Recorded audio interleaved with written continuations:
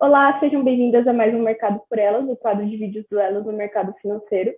Hoje nós recebemos a Vivian. A Viviane, ela é Managing Partner na Biuna Investimentos. Vivian, muito obrigada por aceitar nosso convite. É uma honra te receber aqui. Obrigada a vocês pelo convite, uma honra participar. Vivian, você pode se apresentar para a gente, contar um pouquinho mais dessa história, como você chegou na Biuna? Sim, tenho 20 anos no mercado financeiro, comecei lá no Bank Boston, que hoje já não existe mais. Depois fui no programa de trainee do Santander, onde eu fiquei 1 ano rodando diversas áreas do banco. Aí fiquei 4 anos na área de produtos estruturados, onde vi um pouco de crédito e garantias, operações diferentes que não eram prateleira, para o setor de corporate e middle market do banco. Aí fiz meu mestrado nesse período, e aí fui para o Itaú BBA. No Itaú BBA, eu comecei fazendo a parte de modelagem, toda a parte de crédito, né, do modelo de ratings, garantias, e aí ratings de todos os tipos, para o banco aprovar junto ao Banco Central. E fiz isso por 3 anos, depois mais 3 anos como analista do setor de óleo e gás e do Rio de Janeiro.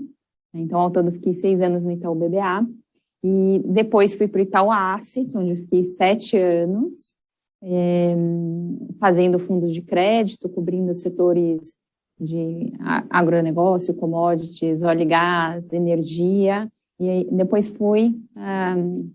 nesse período, né, vi o mercado de crédito mudar muito e com muitos produtos mais high yield, diferenciados, e queria muito empreender e conseguir poder criar um produto que fosse diferenciado em termos de estrutura, né, e target de retorno do que eu via nas plataformas e bancos. Então, comecei a conversar com algumas pessoas e dei a sorte de encontrar tanto o Edu, que é meu sócio, quanto a Ibiúna, né, que não tinha estratégia de crédito e queria iniciar no mesmo momento que eu, com uma cabeça muito similar de tipo de produto, e perfil também, fundamentalista. Então, deu tudo certo. Saí do Itaú Asset em julho de 2020 e comecei aqui no comecinho de agosto, 2 semanas depois do início do fundo. E estou aqui aí um ano e meio, 1 ano e 7 meses, quase.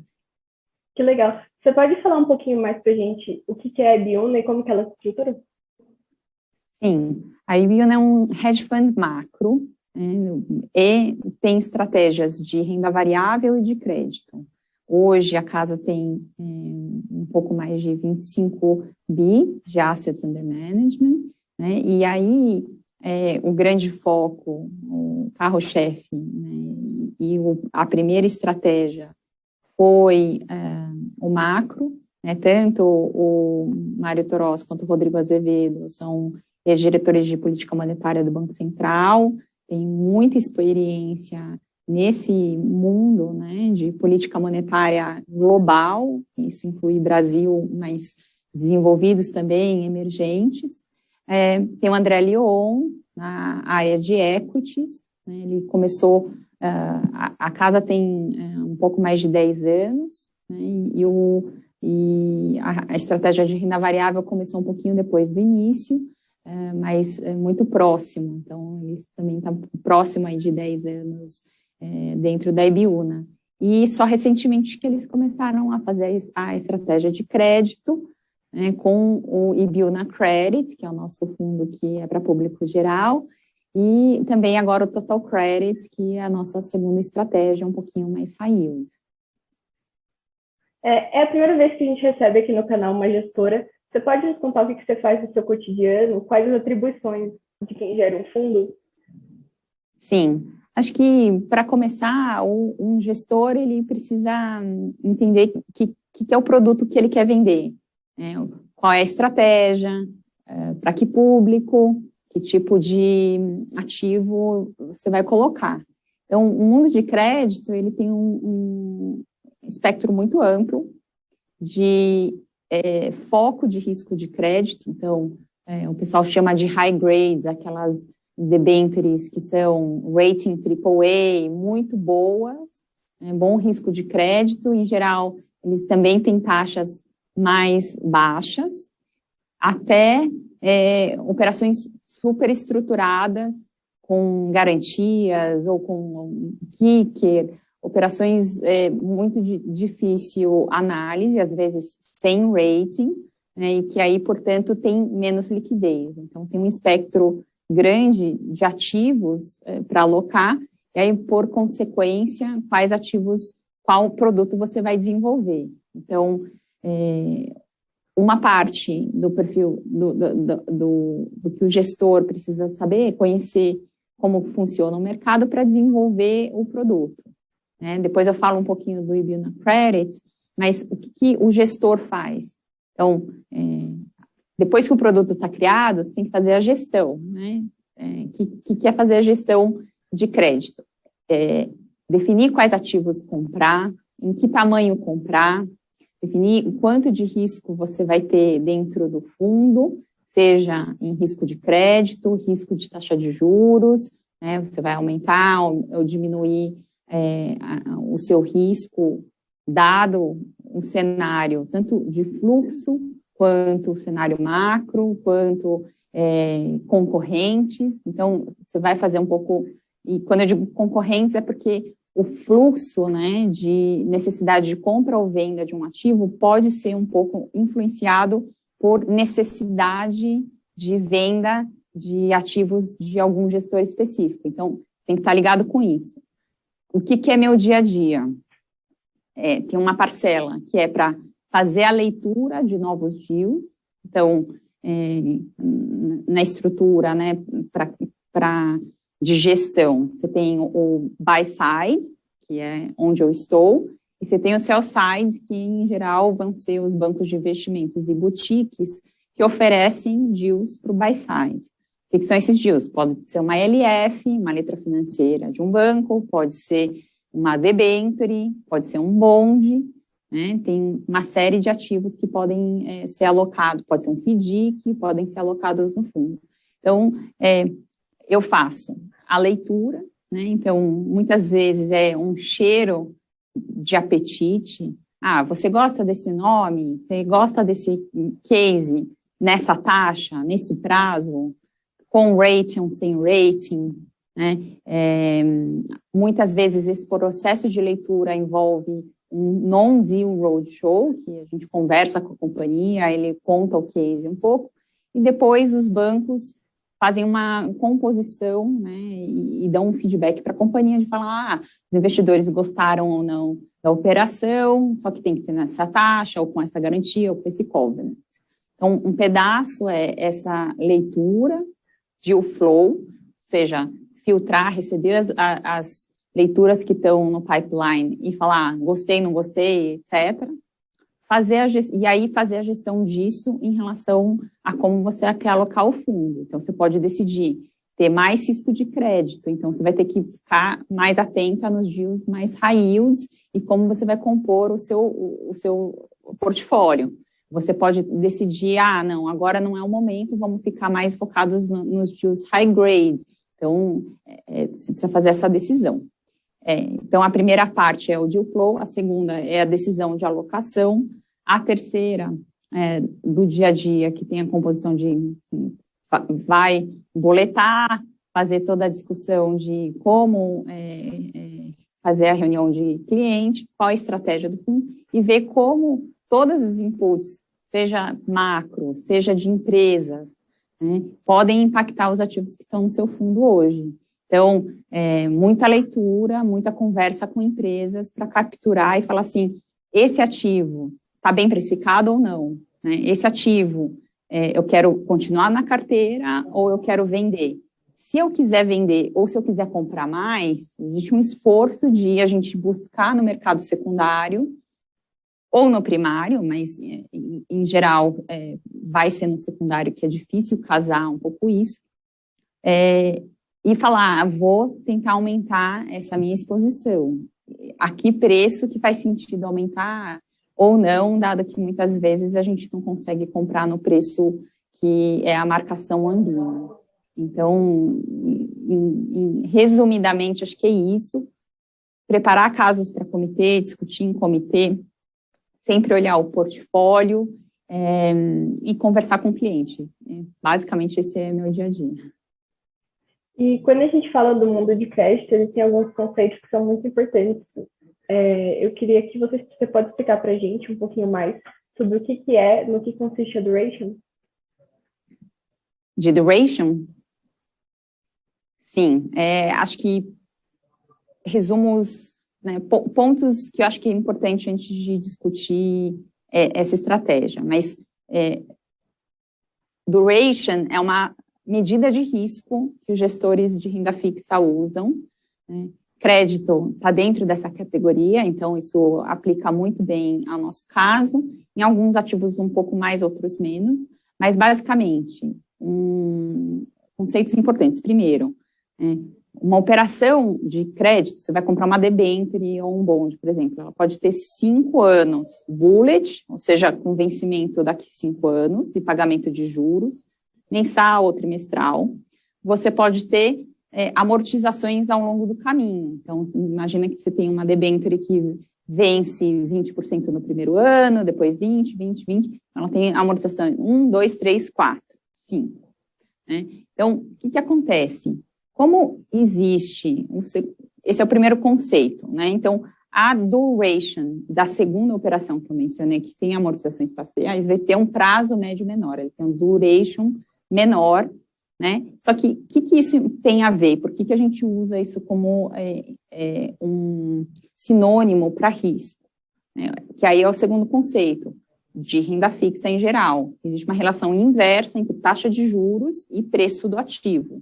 Então, o preço do ativo lá na frente, pode ser 1.000, quando eu trago o valor presente por uma taxa de juros maior, o valor é menor hoje, o valor presente é menor, certo? Então, esse contexto, independente se eu estou falando da taxa de juros básica ser maior ou do spread que compõe a operação ser maior, né? Então, essa relação diferenciada inversa entre a taxa de juros e o preço do ativo impacta da seguinte forma: quanto maior a duration do ativo, mais exposto ele vai estar a mudanças na taxa de juros, certo? Então, por quê? É só pensar no exemplo 2 que a gente discutiu aqui. No exemplo 2, quando você amortiza no 1, 2, 3, 4, 5, você não fica exposto a 5 anos, né, de variação de taxa de juros. Você está exposto a de 1 para 2, né, de 1 para 3 e assim por diante, conforme as amortizações acontecem. Então, por conta disso, existe essa relação inversa e muitas vezes os gestores, né, aqui eu estou dando um exemplo de um ativo, mas o portfólio é uma composição de vários ativos, você consegue aumentar ou diminuir o risco do seu portfólio conforme com a duration, né? Você pode comprar ativos mais curtos ou comprar ativos mais longos. Se você tem um view de que os spreads vão abrir, você vai encurtar a duration, né? Ou taxa de juros vai abrir, você vai encurtar a duration. Se você tem um view de que os spreads vão fechar, você quer ter mais exposto, né, e vai ter um duration maior, porque aí seu impacto de variação de preço vai ser maior. Então, a duration no nosso mundo é uma forma de você avaliar sentimento, né, e também risco do seu portfólio. É muito ruim você estar num duration muito longo quando existe um impacto, seja da taxa livre de risco ou uma abertura de spreads generalizada.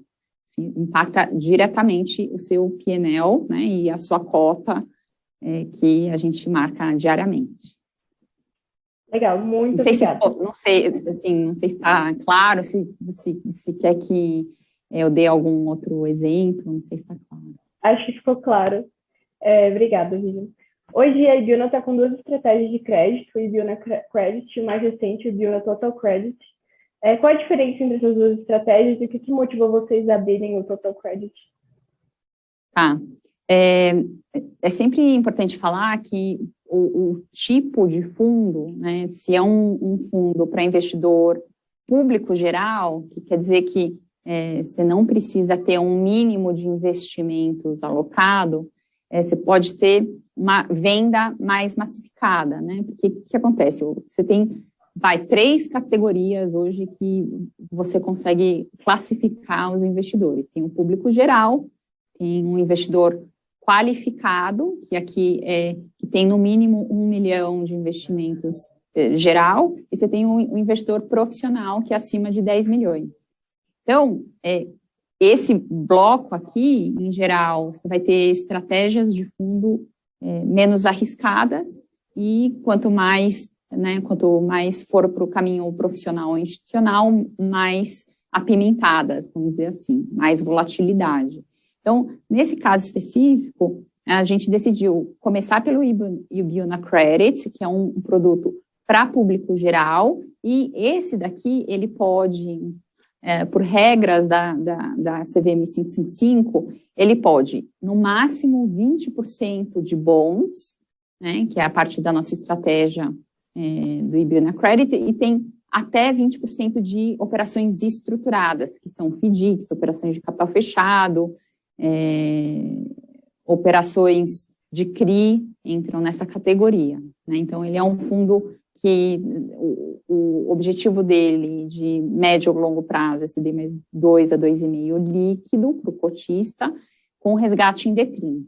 O Ibiuna Total Credit, ele já é um produto mais sofisticado, porque é um produto que pode até 40% de bonds, ou seja, existe maior volatilidade também, e até 40% de estruturados, que são operações menos líquidas, por isso que ele precisa de um tempo de resgate mais longo, né, que ele fica aí entre D90 mais D120. Por outro lado, o objetivo dele é acima de CDI mais 4, né, líquido também para o cotista. Então, são estratégias que são diferentes, não quer dizer que ele é só a duplicação do risco do Ibiuna Credit, porque ele também faz a alavancagem, ele entra em cota subordinada, ele faz outras operações muito mais apimentadas que o Ibiuna Credit não faz. Tá? Então, em geral, acho que essas são as grandes diferenças. Legal, obrigada, acho que deu para entender bem. E qual que é o papel da análise de risco de crédito na gestão de um fundo desse tipo? A sua análise de risco de crédito muda alguma coisa quando a gente fala de passar por uma análise onshore para uma análise offshore? Em geral, no fundamento, não, porque, no fim das contas, você tem que olhar uma empresa ou uma estrutura, né, se for um FDIC ou uma operação de ativo pulverizado, que você tem que ter conforto. Então, no fim das contas, a sua percepção de risco e se o ativo está ou não bem precificado, vai partir do pressuposto de se você tem um conforto com crédito ou não. Não tem como você fazer um assumption de preço sem saber a qualidade do crédito. Então, essa parte é relevante, a gente sempre olha o fundamento. Às vezes tem rating de agência externa, às vezes não tem, a gente, para bonds em geral, vai ter, para local, não necessariamente, mas a gente tem o nosso processo proprietário de análise de crédito, de discussão, de comitê, todo um processo de governança para falar assim, esse crédito é melhor que esse, logo, né, deveria pagar menos que esse. E aí a gente fica discutindo dentro de todos os ativos possíveis que a gente acompanha, se, inclusive da nossa carteira, se o ativo está caro ou se está barato em relação ao outro. Isso pode ser em relação a ele mesmo, então, esse ticker aqui do mesmo emissor mais longo deveria ter prêmio em relação a um curto, e está invertido, então pode ter uma boa oportunidade. Esse cara aqui, que é o player 1, está pagando mais que o player 2 do mesmo setor, e eu acho que esse daqui tem uma qualidade de crédito melhor, então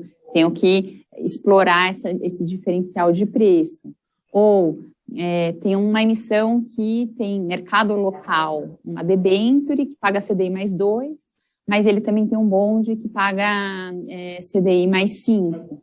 Então, vale a pena a gente fazer um ou outro? Então, a gente tenta, ao longo do tempo, fazer essa assunção de como os créditos deveriam ser precificados e montar nossa estratégia em cima disso. Muitas vezes é entre setores, falar, olha, está vindo muita emissão agora de agro, faz sentido? Vamos aumentar ou diminuir a exposição setorial como um todo? Então, acho que é um pouco isso, não tem como separar o fundamento e só contar com a agência de rating, não. A gente acha que dá muito trabalho esse acompanhamento. Entendi. E você falou para a gente um pouquinho sobre a liquidez do Biona Credit e do Biona Total Credit. Como que vocês chegaram na conclusão de optar por essa liquidez? E também queria saber se essa seleção de liquidez de vocês influencia de alguma maneira a escolha de papéis de vocês. Então, tem alguma coisa que talvez um gestor se sinta mais limitado por ter uma liquidez menor, que não possa entrar naquele papel? Sim, e deveria, né? Porque é o que eu comentei no começo. Quando você monta a estratégia, você já tem que saber mais ou menos que tipo de ativo vai para cada um. Você faz um model portfólio pensando, vou colocar esse tipo de ativo, né, que paga mais ou menos tanto, com duration de tanto, então eu vou ter essa estratégia em conseguir entregar para o cotista isso com conforto, né? Às vezes, no meio do caminho, pode ser que tenha algum solavanco e você não consiga, mas se você montou o produto correto, no médio prazo você deveria conseguir entregar, né? E aí, o tipo de produto depende muito. A gente não gosta de só fazer high grade, por exemplo, no Ibiuna Credit, porque a gente até coloca como um grande diferencial, a gente tem a estratégia de bonds, a estratégia de estruturados e uma estratégia ativa. Então, se tiver uma debenture que veio a mercado a CDI mais 5 e a gente acha que o preço justo é 4, excelente, vamos entrar, né? Se tem uma debenture que tem o CDI mais 2 e a gente acha que o justo é CDI mais 1, também vamos entrar. Então, essa composição depende muito do que a gente tem de percepção de para onde vão os spreads e do risco de crédito, né? Agora, se vier uma empresa que a gente acha que deveria pagar CDI mais 5 e vem a mercado CDI mais 3, provavelmente a gente não vai entrar, porque a gente tem uma preocupação provável de risco de crédito. E aí, o Total Credit, como eu falei, é um produto mais agressivo, então ele pode comprar algumas coisas que são mais apimentadas, como, por exemplo, uma cota mezanino ou cota subordinada de um FDIC, ele pode alavancar os ativos de título privado, então ele tem um perfil muito maior, por isso que a gente construiu para ele ter um prazo de resgate maior também. A gente construiu o produto pós-Covid, então ajudou um pouco ver o movimento de como foi o resgate na indústria para fundos D0, D1, D30, D60, D90, D180, para a gente construir o produto da forma que a gente achava que a gente não ia ficar exposto a ter que vender um ativo correndo a um preço errado para conseguir fazer frente aos resgates.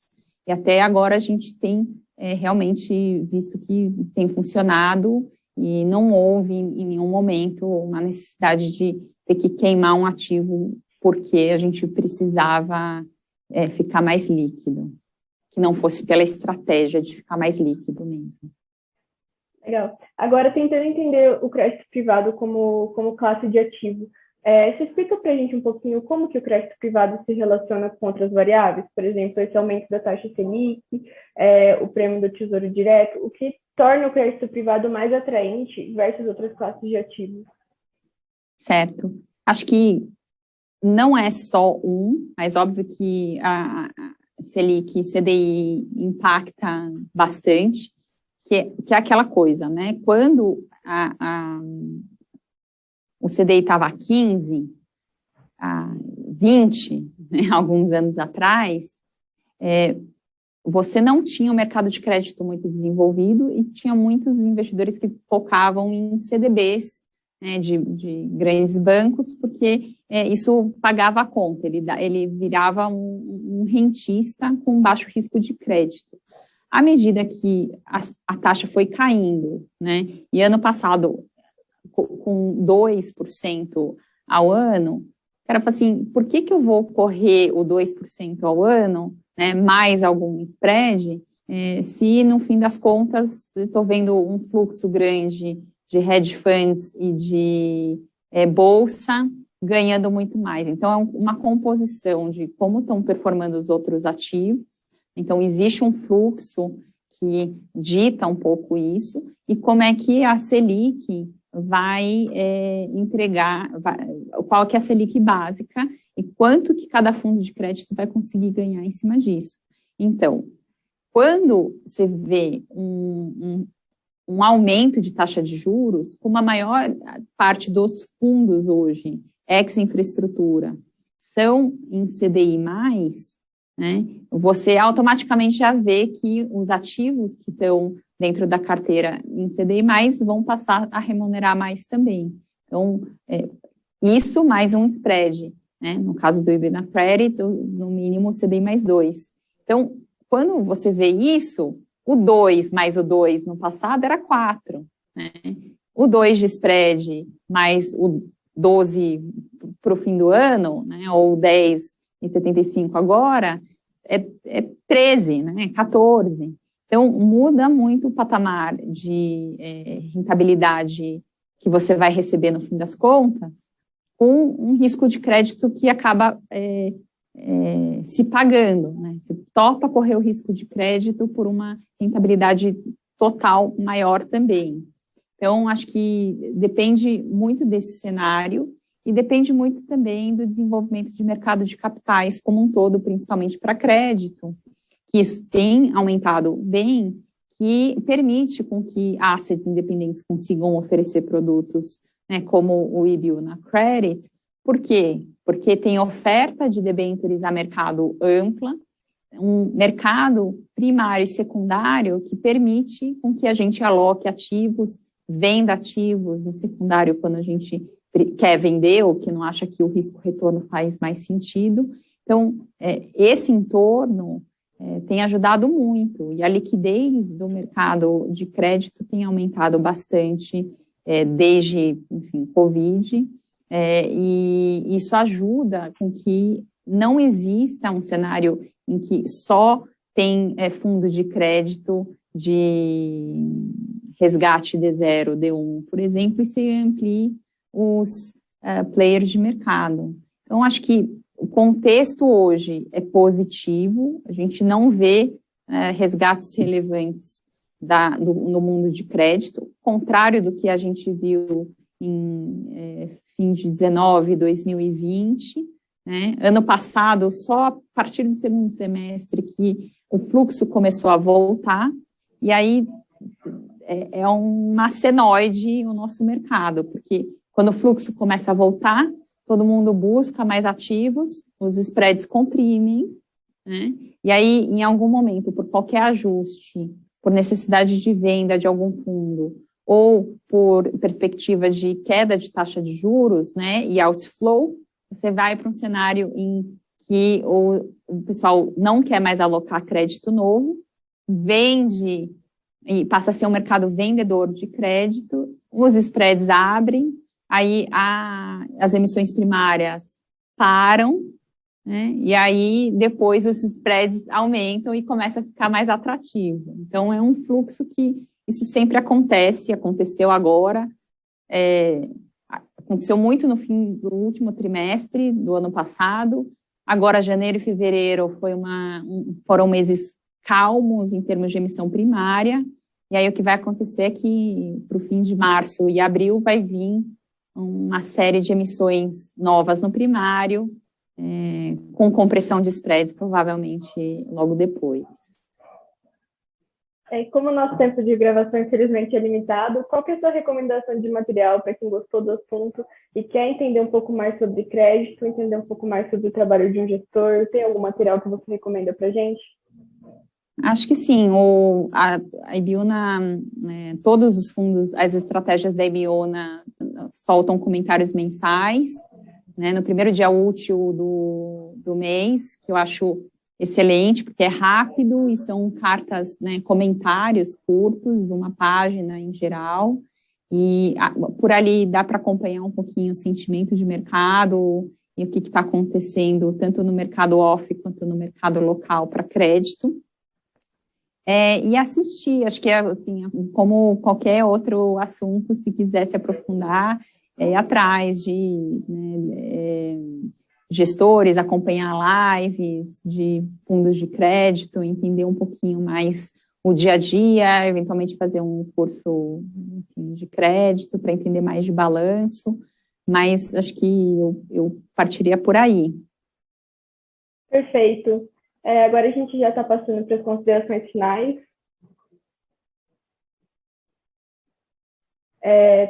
Tem alguma coisa que você queira falar, Viviane, para a gente encerrar de consideração final? Não, acho que não. Eu acho que a minha mensagem para todas as meninas aqui é que eu adoro o mercado financeiro porque eu tenho uma curiosidade intelectual gigantesca e o dia a dia é sempre dinâmico, é muita informação, é uma exposição grande a diversas opiniões diferentes.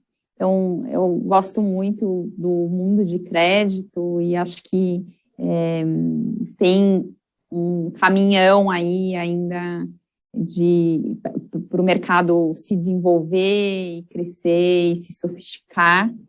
E é isso aí. Espero ver mais meninas. Inclusive, a gente está com uma vaga de estágio aberta no momento.